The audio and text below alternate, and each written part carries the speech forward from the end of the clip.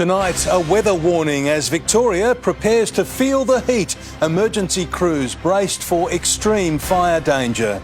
The AFL's big crackdown on gambling and footy tipping. First submarines, now we're looking into $1 billion missile spend-up. A university lecturer's confession for killing his wife in a backyard argument over kindergarten. Drone drama caught on camera, the high-stakes run-in with a Russian fighter jet. And the Cats on the march for a showdown with the Pies, the latest from inside the MCG. Live from Melbourne, 7 News with Peter Mitchell starts now. Good evening. Victorians are being warned to brace for extreme weather tomorrow, with the temperature expected to hit 37 degrees in Melbourne and 40 in some parts of the state. Emergency services describe the hot and windy conditions as the biggest fire threat of the season. Jodie Lee, we haven't seen temperatures this high in autumn in 16 years. Mitch, not since 2007, and it does have firefighters on high alert. As you mentioned, the temperature in Melbourne will peak at 37 degrees tomorrow, higher elsewhere across the state. And tonight there is already a severe weather warning in place for damaging winds in elevated areas north of Melbourne. But while tomorrow will be unseasonally warm, it isn't set to last for very long. Soaking up the autumn sun before a return to summer tomorrow. This season has the sting in the tail, and tomorrow is the sting. If we reach that 37, it's the latest in a season we've seen a temperature that high since 2007. We will be seeing what is likely to be the most significant fire day the state has seen this season, probably significantly the biggest fire day that we've seen since that devastating 1920 bushfire season. A total fire ban has been declared in the Mallee, Wimmera, Northern Country, Central, North Central and Southwest regions after a long La Nina season, and in spite of controlled burns, grass across the state has grown and dried. Grass fires are just as deadly as those bushfires that you do see on the television. They move exceptionally fast, and tomorrow is the day that if your plan is to leave early, you need to leave early. The CFA will be closely monitoring Melbourne's outer suburbs, communities like Sunbury, known to have grass fires. Rather than get in the car and drive away to safety, we are asking residents on the urban fringe, if that fire does start and you do see that, just simply walk 2 streets back. Special precautions too at Marvel Stadium. The roof will be closed for tomorrow's round 1 clash between the Roos and Eagles. It will be one of the hottest matches ever played in Melbourne, and both clubs will have extra water carriers who can run onto the ground at any time. I reckon there might be a lift in the humidity in here with 30,000 supporters more than likely, and a fair few players running around. They're just going to get a bit sweaty, I reckon. But they aren't conditions set to linger all season. Tomorrow is a single day. It will cool down after tomorrow and potentially in the CBD by tomorrow night. So there will be relief. Jodie Lee, 7 News. The MCG is set for a second bumper crowd tonight, with Geelong and Collingwood fans on the march. Blake Johnson is with them this evening, and Blake, a Cats legend, is leading the charge. Petey's right here, Joel Selwood, the former captain, still as popular as ever, surfing a wave of Cats fans as they march from Fed Square over to the MCG. He'll also be doing a lap of honour tonight as the Cats play their first match as defending premiers against the Magpies tonight. We spoke to Joel a short time ago asking him if there was ever a night he might reconsider retirement. Was tonight it? Well, maybe. I haven't hit the ground yet, but very excited for what's to be of tonight. Looking forward to seeing how the boys go. The Magpies reception, not always friendly towards you. The lap of honour tonight, do you think they might give you a break? Well, let's see. Maybe I'm just too brave for my own good, but when the commercial side said they'd like me to do it, we got lots of members down here, so it was only right to say thank you. So the Cats are going for back-to-back premierships, the MCG tonight going for back-to-back blockbusters. If the final minute of last night's game was just a taste, it'll be a cracking season of footy. There's your siren. What a way to start 2023. A draw creates drama on the field and off. especially in tipping competitions, which are now banned for all AFL employees working in football, legal and integrity departments. Told they had until yesterday to withdraw from family and workplace tipping competitions, even when no money's involved. AFL bosses say it's about cleaning up perceptions. Is it too clinical? Does it take away some of that grassroots enjoyment of the game? You work for the AFL, you couldn't be more passionate and you're involved. It applies to AFL staff. They've never been able to wager on the game, and this is just cleaning that up. Also banned casual footy bets between employees and their family and friends.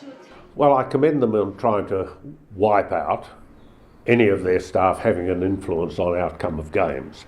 But I think this, in part, is unenforceable. AFL workers are already banned from gambling, but critics see hypocrisy, given the huge sums the AFL makes from gambling ads. It doesn't address what I think is an even bigger problem, and that is the influence of sports betting on young people in our community. But there was no distracting from the Tigers and Blues blockbuster. Here is Lynch. Got it! A Tom Lynch goal with 17 seconds left and a final Carlton surge falling a fingertip short. Akers couldn't hang on. In 226 matches between these teams, just 3 draws. The last in 1972. The siren has sounded. It's a draw. I wouldn't mind the extra maybe 3 or 4 minutes each way. A bit of a special part of our game that it actually, you can be so close that you can have a draw. It doesn't happen often. So worthy discussion point, but not on the agenda to change. 88,000 were at the G last night, and with tonight's big crowd for Geelong Collingwood, plus a concert at Rod Laver, patience will be needed getting home. But there's no doubt that when you have a big event like this, when everyone wants to leave at once, there's going to be some additional pressure on your public transport networks. Blake Johnson, 7 News. Australia has signed up for another big defence deal, spending more than $1 billion on long-range missiles to arm our Navy. It'll deliver hundreds of missiles capable of hitting targets up to 1,500 kilometres away. Travelling at almost 900 kilometres an hour, Tomahawk cruise missiles are deadly accurate. Firepower the Australian government wants. A really important strike capability that gives the Australian Navy more teeth. The US State Department has approved the sale of 220 of the guided weapons in a potential deal worth $1.3 billion. Initially fitted to the Navy's Hobart-class destroyers, they can hit land and sea targets from 1,500 kilometres. The Tomahawks can also be fired from the nuclear-powered submarines we're getting from America under the AUKUS agreement. This capability has never been more important. The US Defence Department says the missiles will improve Australia's capability to interoperate with US maritime forces and its ability to contribute to missions of mutual interest. The announcement just days after North Korea test-fired 2 cruise missiles of its own from a submarine, stirring tensions. We all want to see a region that is stable, that is secure, that is safe. Maintaining a free and open Indo-Pacific is one of the key drivers behind the AUKUS Pact. And today, new details have emerged about the capability of the next generation of nuclear-powered submarines that'll eventually be built here in Australia. Long-range strike missiles, including hypersonic missiles. It'll have the capacity to launch underwater autonomous vehicles. The Prime Minister defending the $368 billion price tag. Submarines are a vital piece of our defence framework. Rejecting criticism, he's biting off more than he can chew. Rob Scott, 7 News. A 35-year-old man from Stawell has faced court after allegedly running down 2 pedestrians in a Toyota Corolla. The men were struck just after 5 p.m. on Wednesday as they walked along the road. Scott Thomas has been charged with attempted murder and reckless conduct endangering life. He'll stay behind bars until his next court appearance in July. A former Deakin University lecturer has admitted killing his wife in a backyard knife fight. Adam Brown wept in the dock as a court heard the murder occurred after an argument about kinder. Adam Brown and Chen Cheng were once a happy family, living in Croydon with their 2-year-old son. But that all ended when the former Deakin University lecturer stabbed his wife to death in April last year. Smile for the camera. Today, a court heard details of Ms Cheng's harrowing final moments. Neighbours heard the first time Mum yell, "Help me, he's trying to kill me," before finding Brown and his wife's body in their backyard. The 40-year-old told police he and his wife had both armed themselves with knives after arguing about kinder arrangements. But while Brown had only minor injuries, Cheng's were fatal. Today, the murderer was supported by a large group of family and friends as the court heard a statement from Ms Cheng's devastated mother. Chen was murdered in her home by Adam, her husband, who was supposed to be loving her. For endless times, I have hoped this was just a nightmare. Brown's legal team say he's now deeply sorry. Every waking moment, he wishes he could take back his actions that day, but he can't. The couple's son is now 3 years old and living with Mr Brown's family. The killer has frequent contact with his son and sends him packages from jail. But his legal team concedes that relationship is likely to change. Brown has received threats from other prisoners in jail. He'll be sentenced at a later date. Estelle Greepink, 7 News. A teenager is in hospital tonight after an early morning shooting in Tooradin, southeast of Melbourne. It's alleged Billy King was shot just before 5 a.m, then driven by a friend to his home across the road from a primary school. It's extremely concerning. You know, I've got 2 children at the school and my daughter was actually scared to walk to school this morning. The 19-year-old is at the Alfred Hospital in a stable condition. No one has been arrested. There has been a sharp increase in electricity disconnections, with more people unable to pay their bills. Welfare advocates say our poorest citizens are facing a perfect storm. Trying to make ends meet just isn't working for some Victorian families. So when you put together the increase in the cost of housing, food, fuel and energy, it is a perfect storm that is hitting households. In the last 2 months, reported electricity disconnections have risen by 31% because customers couldn't pay their bills. What we're seeing is an unacceptable increase in the number of Victorians who are being disconnected from their electricity. In a 3-month period, the Energy Ombudsman recorded a jump in complaints about debt collection. Rising payment difficulty concerns and billing issues made up half of all complaints. Clearly, some really challenging circumstances are being faced by families with these power price increases. So far, 1.7 million Victorian households have received the $250 power saving bonus. Round 3 will close on Thursday, then a 4th payment will be available from March 24. Grab your power bill, go to the Energy Compare website. Consumers who believe they've been unlawfully disconnected could be eligible for compensation of up to $500 a day. Customers with concerns should contact the Energy Ombudsman immediately. I think it's a very worrying sign of the times because we know on the horizon is about another 30% increase in the cost of our energy bills. Chanel Vella, 7 News. COVID case numbers are surging again in Victoria. 114 people are in hospital with the virus, 21% more than this time last Friday. Reported cases are also up by 20% to 3,960. There were an average of 4 deaths reported each day over the past week. The US has released drone video showing the final seconds of a high-altitude run-in with a Russian fighter jet. It claims the footage proves the Kremlin is flat-out lying about what really happened high above the Black Sea. This week's superpower scrap in the sky on camera. A Russian Su-27 fighter dumps a river of jet fuel as it flies perilously close to an American MQ-9 spy drone. The drone's rear camera then shows a second fuel shower. This pass so close, the video cuts out. When it returns, a blade on the MQ-9's rear propeller is buckled. The Russians have been just flat out lying.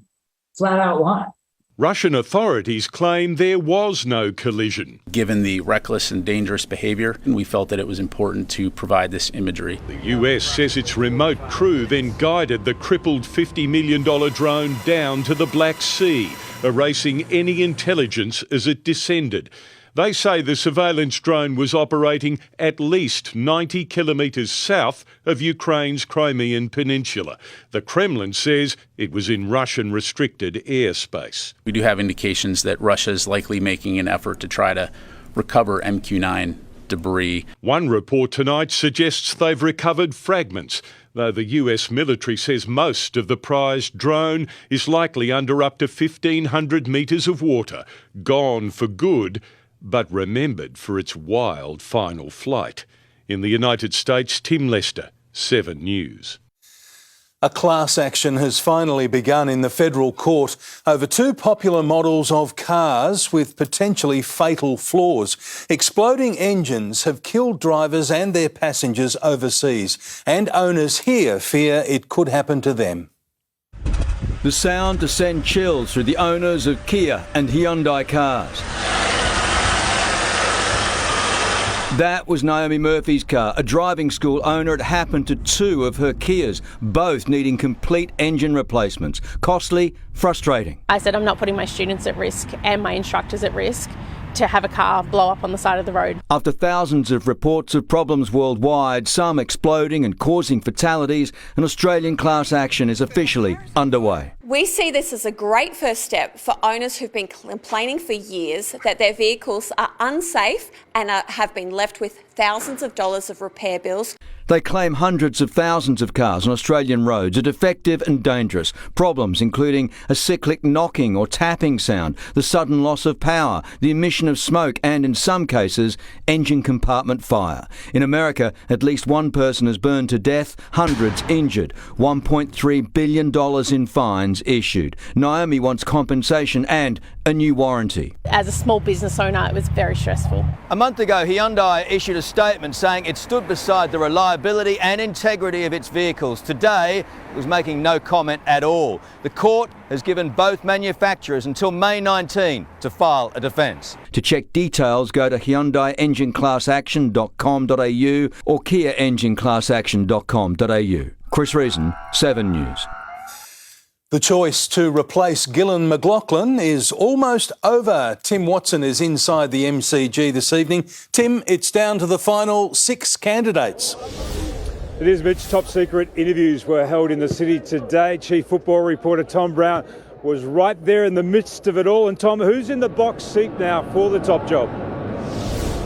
Tim, the search stepped up significantly with a 3rd round of interviews today and tomorrow. 7 News there, as you mentioned, that they took place at Spencer Stewart, the executive search firm at 101 Collins Street in the city now. Travis Old, as you can see, was interviewed around midday. Those interviews, 3rd round, going for about 2 hours each. Kylie Rogers was first off the rank this morning, the commercial boss of the AFL. In an historic first, Kylie could become the first female CEO of the AFL. I can also tell you, Tim, that the interviews will continue tomorrow with Brendan Gale, the Richmond CEO, as well as the favourite in this process, Andrew Dillon. There's 2 mystery candidates. We didn't spot them today, but there's 6 in the running. It will continue tomorrow. 7 News there, though, today, Tim.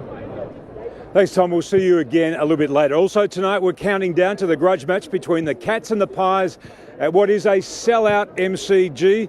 Ollie Henry is expecting a frosty response, though, from his old club and Collingwood fans, while Tom Hawkins' fitness will be put to the test. We'll go inside the coaching camps of both clubs ahead, plus the Bombers' massive injury blow.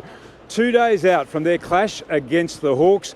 Exclusive access inside the rooms after last night's tense draw between the Blues and the Tigers.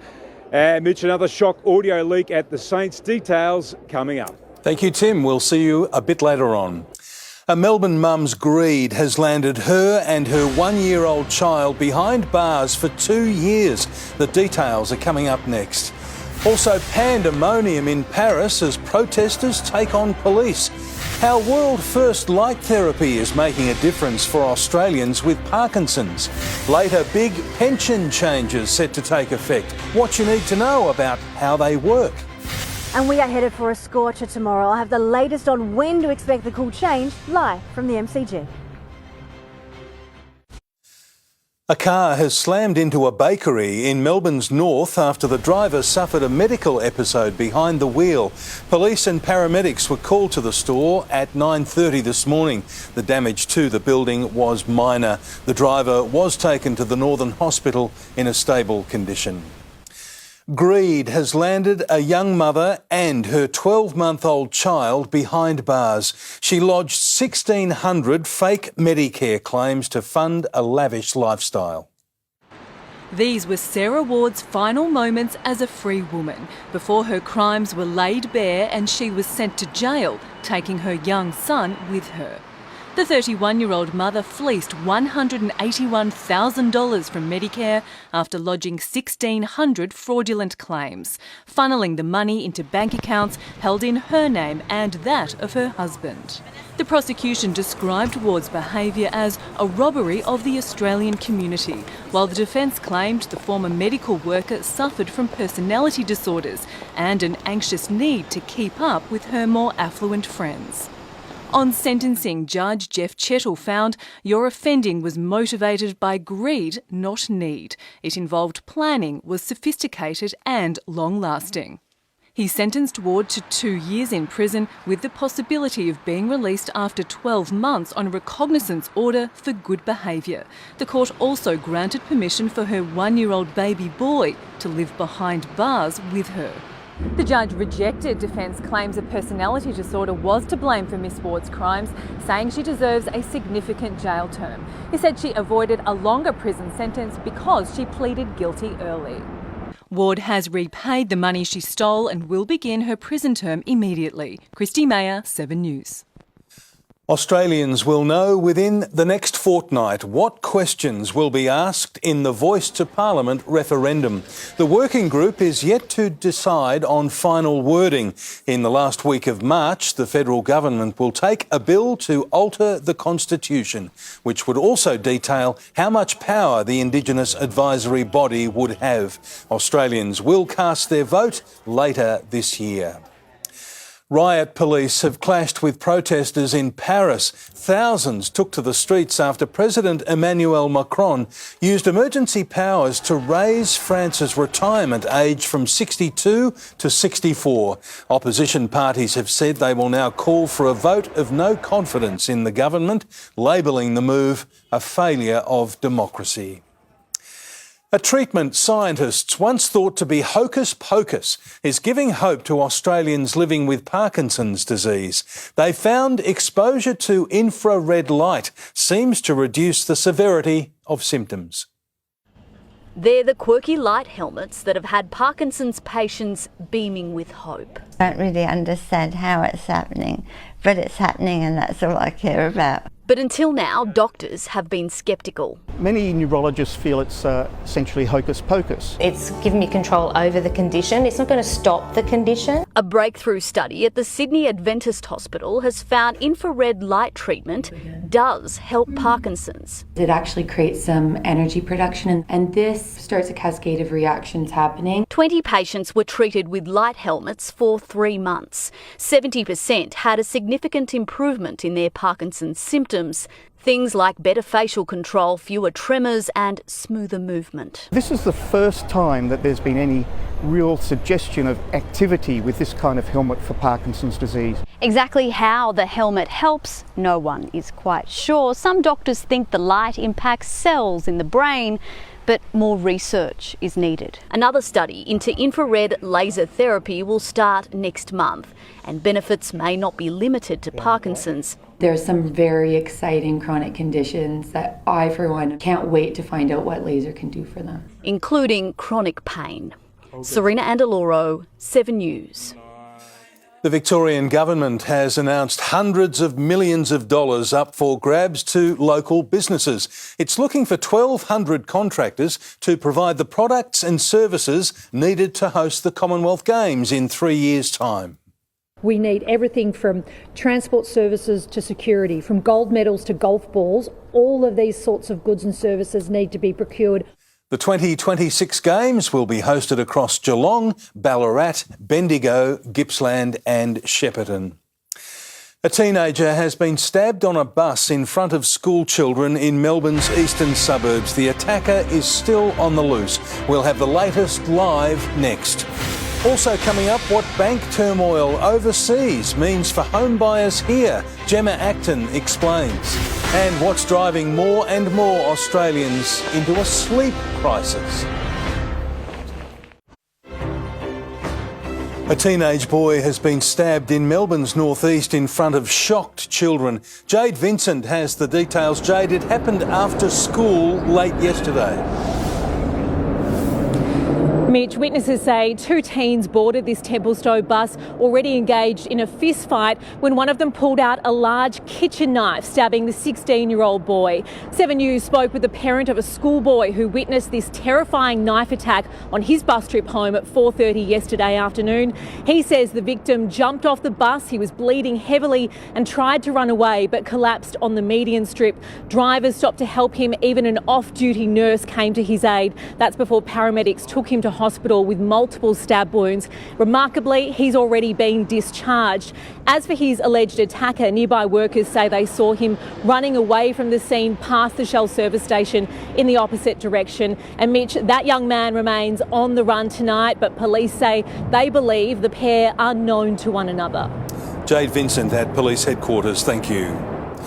Two disabled footy fans are calling for a ticketing overhaul to make wheelchair access easier. They want extra accessible seating at the MCG and a revamped booking system. They say last night's season opener highlighted the problem after they found a wheelchair area had been allocated as a broadcast position. If you require accessible seating or someone with a carer's seat to sit next to you, you have to either call or you have to email. I've had times where they haven't responded to me in time. So that's why I'm really disappointed in the system, and the system has failed.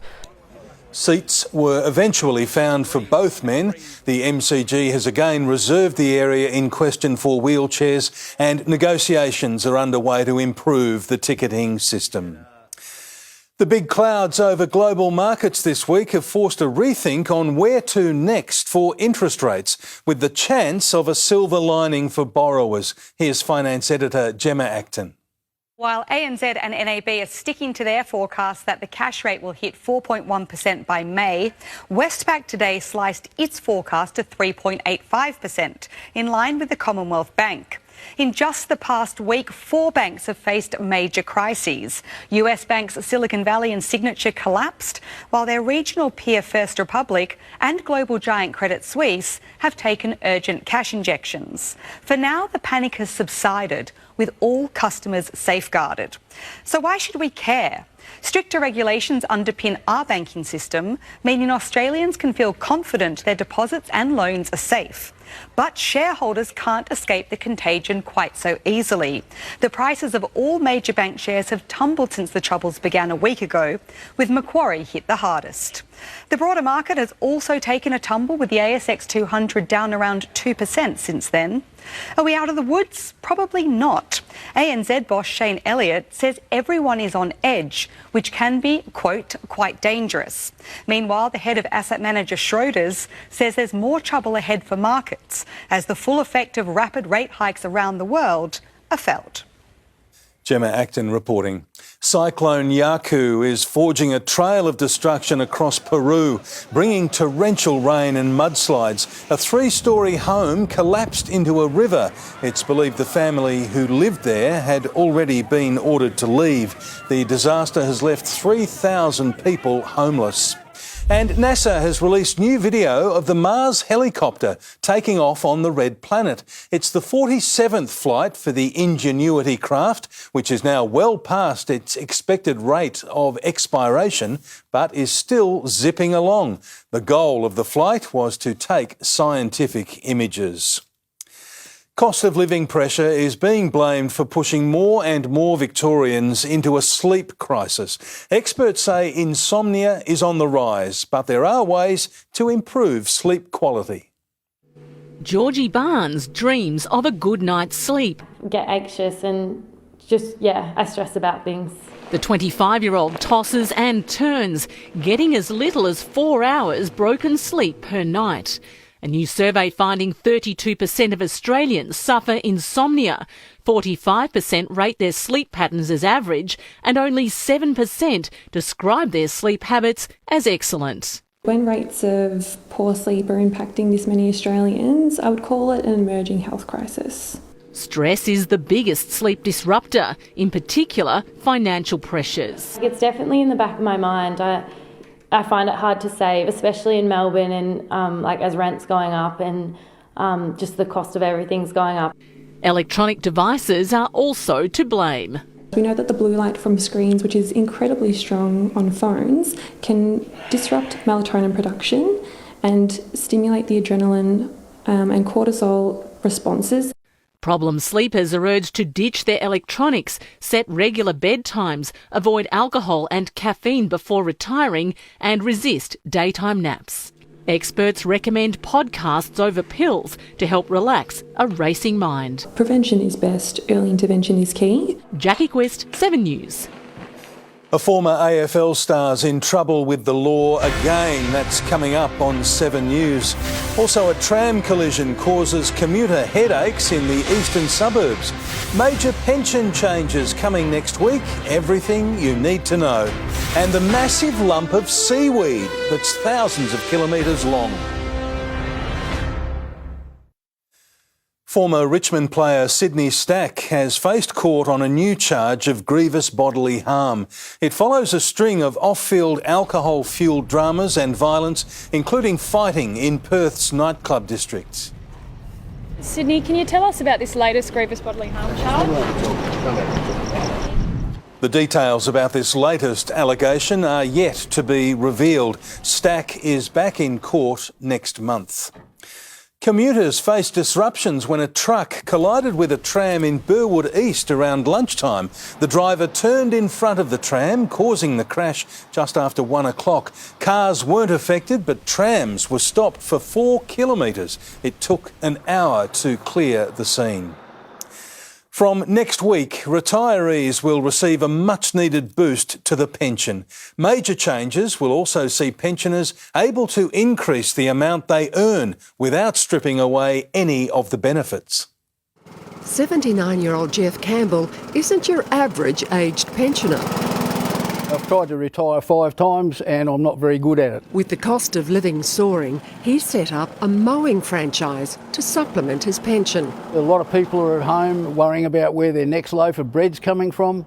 This, I found, is certainly a solution. From next Monday, it'll get a little easier. Aged pensioners will get an extra $37.50 per fortnight for singles, $56.40 for couples. And under the income test, they can earn $300 per person every fortnight, known as the work bonus.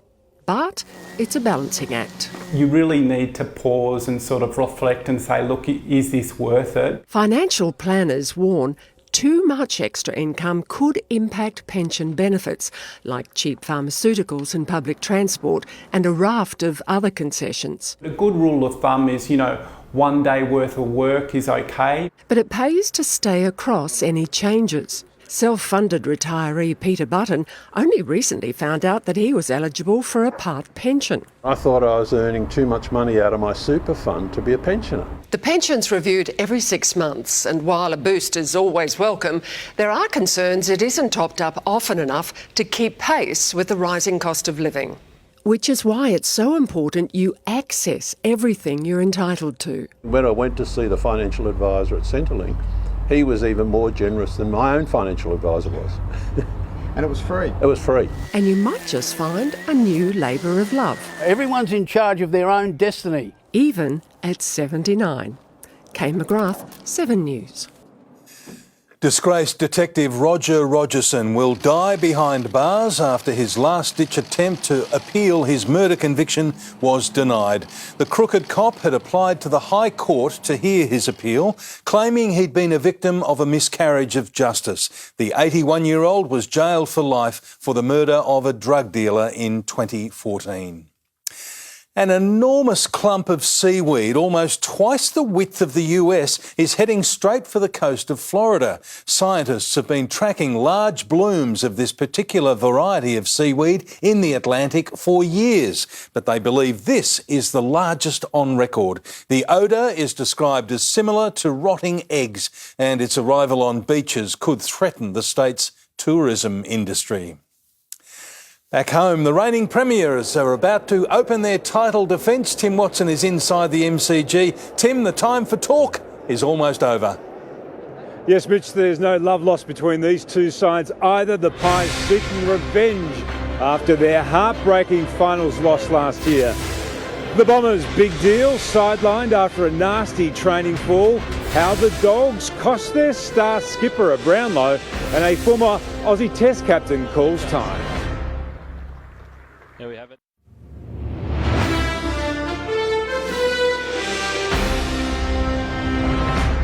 Welcome back to the MCG. The Cats are hoping a last-minute curveball won't derail their all-important season opener tonight.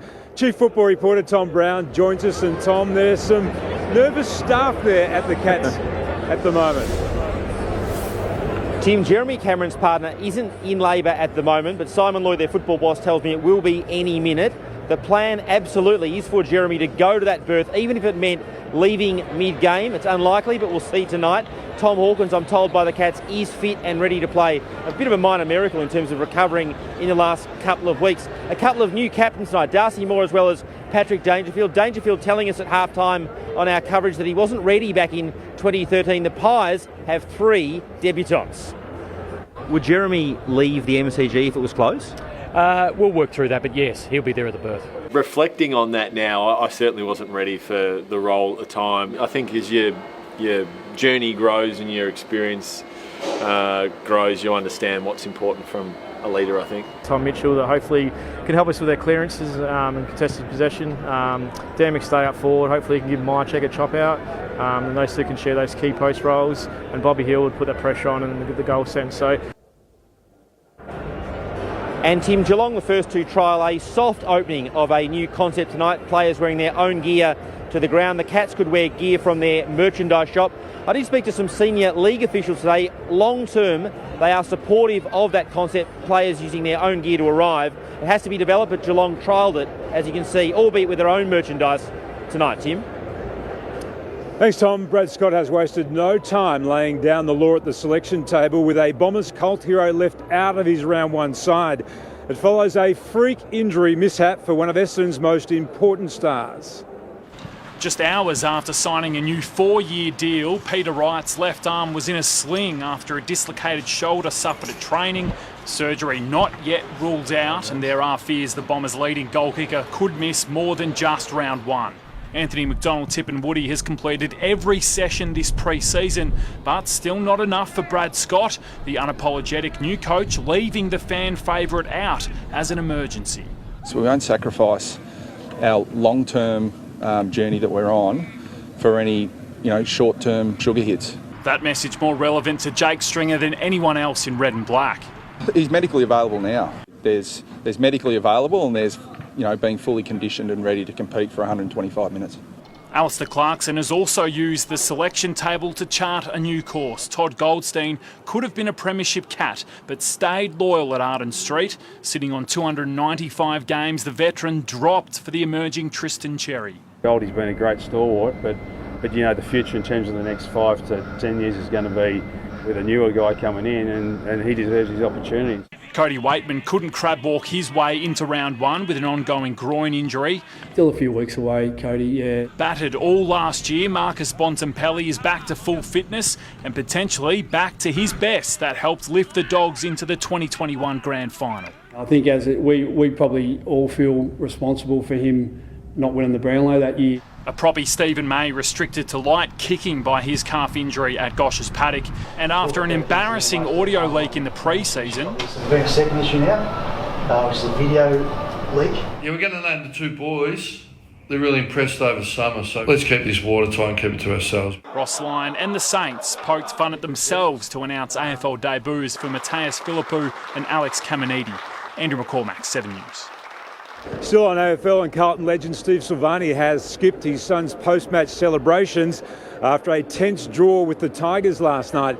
7 News had exclusive access to both clubs' rooms as Jack Silvani notched up game 100.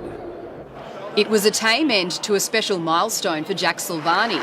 Dad Stephen, now list manager at the Saints, opting out of the post-match speeches. It's been some difficult times, so I appreciate you sticking by me. Dad's in the car somewhere. The reaction swift. Decided not to come into the presentation sitting in the car. Obviously the Saints didn't want to associate with us anymore. I personally would have went and had the family photo with my son. Disappointment and exhaustion all round. It was Richmond's first draw against the Blues in more than half a century.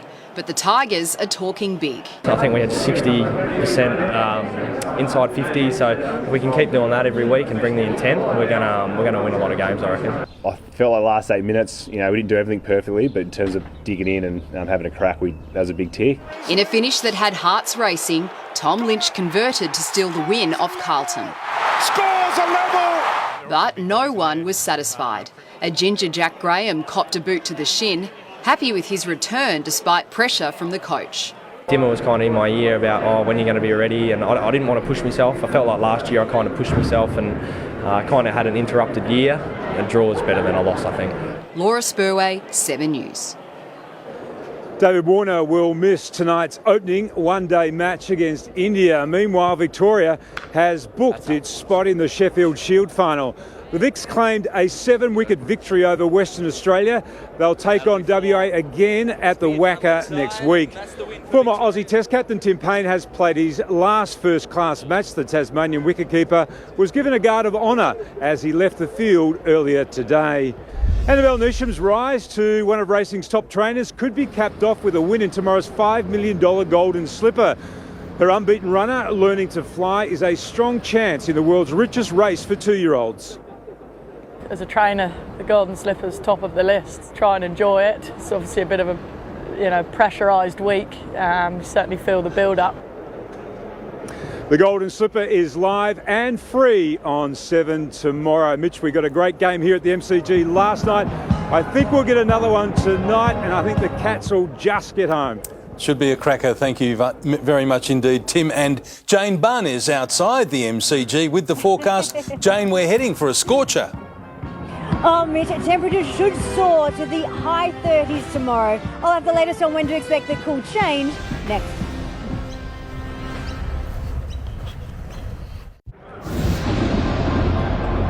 Hello again. Temperatures soar in a hot and gusty wind tomorrow, but it doesn't last. We're cool again tomorrow night. After last night's rain cleared, bright sunshine did return, and it reached 26 in the city. The overnight rain accumulated in eastern suburbs from 2 to 4 millimetres. Then it reached the mid-20s in much of the Melbourne area. Enjoy the light winds that we have now before they howl tomorrow. There were large areas of cloud at first, producing rain over southern Victoria. But as promised, it cleared to sunshine pretty much statewide. It is mild in the south and warm in the north. A clipping cold front brought the overnight rain and cooler conditions. But the next high pressure system, that is powering through. It'll be out to our east by tomorrow morning. Then the next change is not far away. We are set for a quick but punchy burst of heat. Temperatures jump into the high 30s or low 40s. Hot and gusty winds increase the fire danger. Tomorrow, all western and central districts are under total fire ban, and that does include Melbourne. The winds gust 70 to 80 k's an hour, but in the yellow areas there, they may reach 90 or higher. That is strong enough to do damage. Now, the cool change, the important cool change, that should drop temperatures 15 to 20 degrees quickly in the south. In Melbourne, it'll plummet around 6 p.m. tomorrow night, very fast, going from the high 30s to about 20. Around the nation tomorrow, lots of sunshine in Brisbane, Sydney and Canberra. Hobart is 26 before an afternoon cool change with showers, sunny in Adelaide and Perth. To Victoria, hot to very hot, gusty, generally sunny, just some high cloud. A dry, cool change moves through the southwest in the afternoon and then south central parts at night. And then it eases the winds and turns them cooler west to southwesterly. The cool change is weaker and later elsewhere. Closer in, we have a hot and mostly sunny Saturday with gale-force northerly winds. A cool change sweeps through as follows. Expecting in Geelong and the Mornington Peninsula about 5 o'clock, southeastern suburbs about 6, northern suburbs about 7 to 8. The city reaches 37 on a hot, mostly sunny and windy day. That cool change is likely around 6 p.m, making it mild tomorrow night. And on the 8-day outlook, Sunday, cloudy, showery, a few millimetres, peaking at only 21. On Monday, morning cloud, clears to afternoon sunshine, 23. Tuesday, Wednesday and Thursday, there are the chance of thunderstorms, mainly during the afternoons. If you get one, it could bring a heavy fall. And then Friday and Saturday, just some leftover showers and only 20 degrees. 37 and mostly sunny tomorrow, northerly winds gusting 70 to 80 k's an hour. Cool change around 6 p.m, so a scorcher at Marble tomorrow afternoon. Not hot at the G, around 20 here tomorrow night, Mitch. That should be pleasant. Thank you very much, Jane. And that's the way it is this Friday, the 17th of March. Thanks for your company. Stay with us now as we head straight to the MCG for the Cats versus the Magpies from the 7 News team. Good night.